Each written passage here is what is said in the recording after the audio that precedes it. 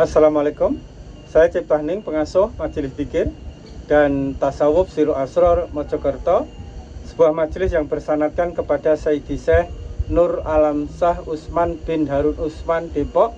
Beliau adalah salah satu murid daripada Sayyidi Syekh Kiai Haji Muhammad Zaini bin Abdul Ghani, Guru Sekumpul Martapura.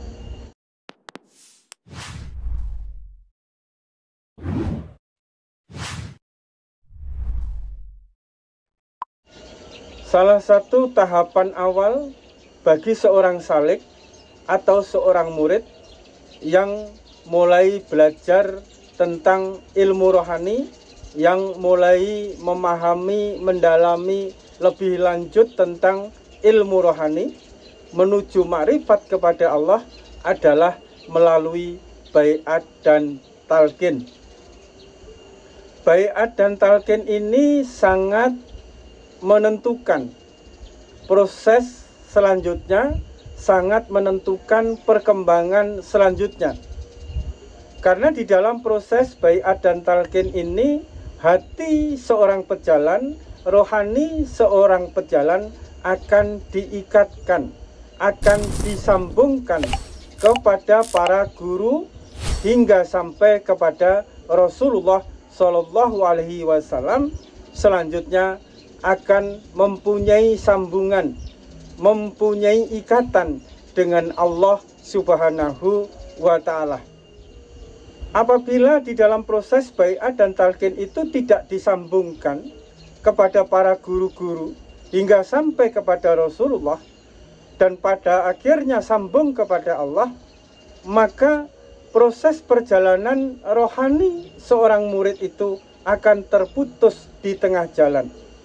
Mungkin ilmunya bisa bertambah, waridnya bisa bertambah, kemampuan ghaibiyahnya bisa bertambah. Akan tetapi rohaninya tidak tumbuh, sehingga dia tidak masuk di dalam alam mukasyafah, musyahadah, mahabbah, hingga fana dan baqo billah. Maka perlu sekali kita memahami, mengetahui kepada siapa kita berguru, lalu hati kita disambungkan kemana, rohani kita disambungkan kemana. Karena ini sangat menentukan proses perjalanan rohani kita. Karena sekarang ini banyak sekali beredar, banyak sekali yang mengajarkan baiat langsung kepada Allah. Bukan baiat yang seperti dicontohkan oleh junjungan kita Nabi besar Muhammad Sallallahu Alaihi Wasallam waktu Rasulullah itu membaiat Sayyidina Ali pertama kali untuk menuju proses perjalanan rohani secara benar dan secara utuh. Maka kenapa banyak orang yang sudah tahunan, sudah lama sekali dia belajar rohani pada seorang guru, terutama mereka-mereka yang melalui jalur tauhid saja, mereka telah berbaiat, mereka juga suluk, mereka juga kholwat, akan tetapi perjalanan rohaninya tidak berkembang. Dia tidak mengalami proses di mana dia harus menemukan keadaan-keadaan makom-makom rohani yang seharusnya ditemui, dirasakan, dialami oleh seorang pejalan rohani. Dia tidak bisa masuk ke dalam alam barzah, dia tidak bisa masuk ke dalam alam malakut, dia tidak bisa masuk ke alam jabarut, yaitu alamnya para nabi, para wali, dan para rasul, apalagi masuk ke dalam alam lahut, yaitu alam ketuhanan.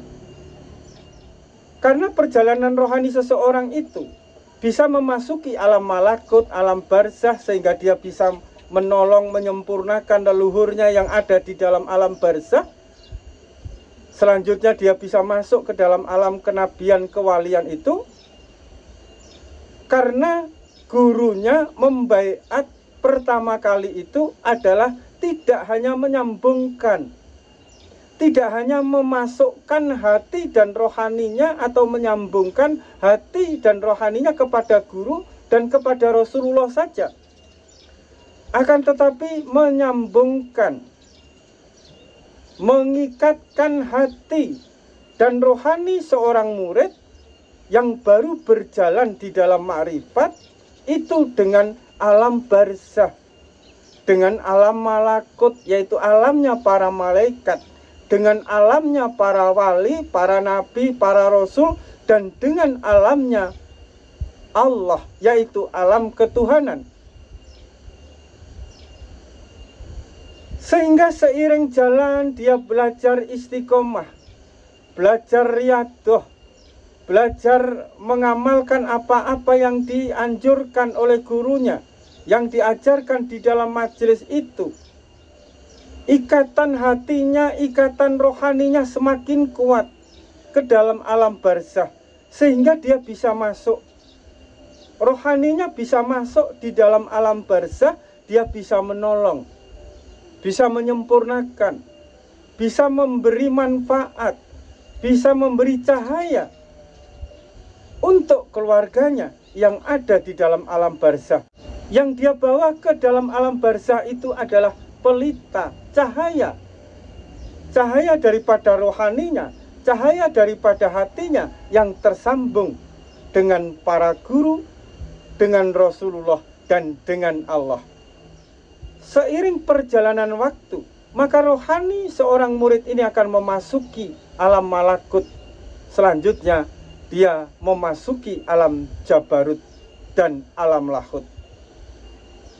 Dia bisa berinteraksi dengan para malaikat, dia bisa tersambung dengan para malaikat, dia bisa terkoneksi dengan para malaikat, dia bisa tersambung dengan para wali, para nabi, para rasul. Dia bisa berinteraksi dengan beliau-beliau yang ada di dalam alam kenabian dan alam kerasulan. Inilah yang terjadi. Inilah yang harusnya ditemukan, dirasakan oleh mereka-mereka yang menggeluti, yang berjalan, yang mendalami, yang mempraktekkan ilmu rohani dengan benar, yaitu dengan dia menemukan seorang guru yang mampu membaiat dia masuk ke dalam alam, atau mengikatkan dia masuk ke dalam alam barzah, malakut, jabarut, dan lahut. Makna baiat itu tidak hanya sekedar mengikatkan hati saja, mengikatkan rohani saja kepada para guru dan kepada Rasulullah hingga kepada Allah, akan tetapi juga mengikatkan hati dan rohani dengan 7 alam yang ada di dalam alam ini. Mulai dari alam insan sampai kepada alam lahut. Perjalanan rohani itu bukan perjalanan yang benar dan salah di dalam keilmuan saja. Perjalanan yang tidak hanya sekedar wacana dan perdebatan ilmu saja. Akan tetapi kebenaran itu apabila diikuti, apabila dipraktekkan, apabila dijalani, akan membawa seseorang itu menyelam ke dalam 7 alam yang ada di dalam alam ini, sampai dia menuju alam lahut melalui alam jabarut terlebih dahulu, dan juga melalui alam malakut terlebih dahulu. Inilah yang terjadi dan yang sering kami rasakan. Kenapa? Orang-orang yang baru mau gabung dengan majelis Sirul Asrar, baru mau masuk menjadi salik majelis Sirul Asrar, mereka akan mengalami banyak fenomena yang dia rasakan. Ada yang pusing, ada yang muntah-muntah, ada yang muter-muter, ada yang macam-macam yang dia rasakan, ada yang teriak-teriak dan lain sebagainya.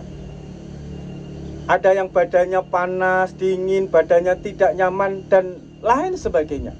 Hal itu terjadi karena di saat saya membaiat, di saat kami membaiat itu, kami berinteraksi dengan leluhurnya. Kami mengikatkan hati dan rohaninya ke 7 alam hingga sampai kepada alam lahut, dan tentunya kami berinteraksi dengan mungkin kodam, mungkin susuk, mungkin dia mengamalkan sesuatu yang dia tidak paham, menyebabkan energi negatif yang berlebih di dalam tubuhnya, di dalam dirinya, yang mempengaruhi jiwa dan lain sebagainya. Yang seorang murid ini tidak tahu, yang seorang salik ini tidak tahu bahwa itu adalah hijab di dalam perjalanan rohani. Mungkin dia mengamalkan sesuatu yang baik, dengan niat yang baik, akan tetapi tidak disertai hati yang baik, tidak disertai kondisi jiwa yang baik, maka amalan yang dilakukan itu semakin menambah energi yang negatif di dalam dirinya, yang apabila itu terus terjadi dan tidak dibersihkan, maka akan mempengaruhi proses sakaratul mautnya. Akan sulit menghadapi sakaratul maut.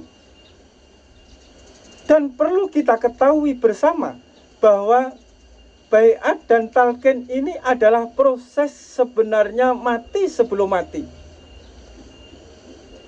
Ya, biasanya saya di dalam membaiat seseorang itu, mentalqin seseorang itu, ada benturan energi, ada saling bersinggungan energi itu. Karena di dalam baiat dan talqin itu kan mengenolkan energi yang negatif menjadi energi yang positif di dalam diri salik.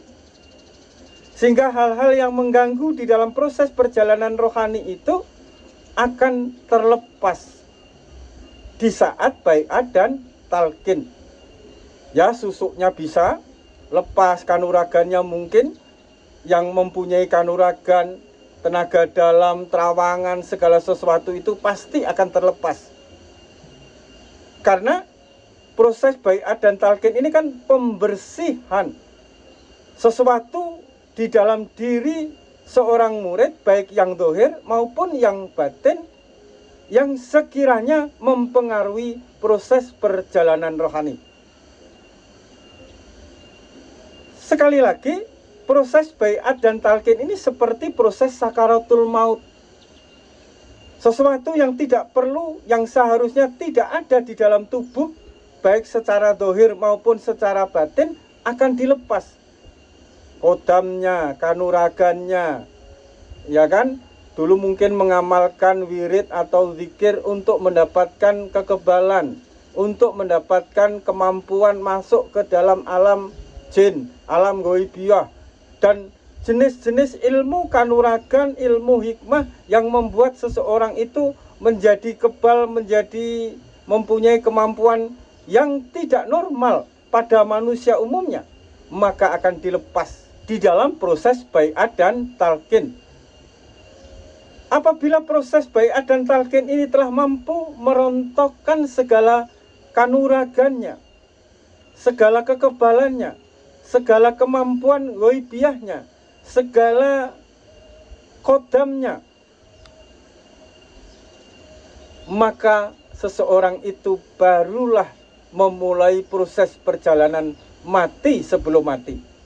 Jadi proses mati sebelum mati di dalam proses perjalanan makrifat kepada Allah itu tidak cukup hanya sekedar, aku nggak ada, yang ada hanya Allah, aku tidak bisa, yang bisa hanya Allah, aku fana, yang nyata hanya Allah. Tidak hanya sekedar pengakuan itu saja, akan tetapi ada proses yang benar-benar nyata, yang benar-benar bisa dinyatakan, dirasakan, dialami, disaksikan, bahwa di dalam dirinya ada unsur-unsur yang tidak baik, yang negatif, yang selama ini dia belajar karena ketidaktahuannya, karena kurang pemahamannya tentang rohani dan lain sebagainya.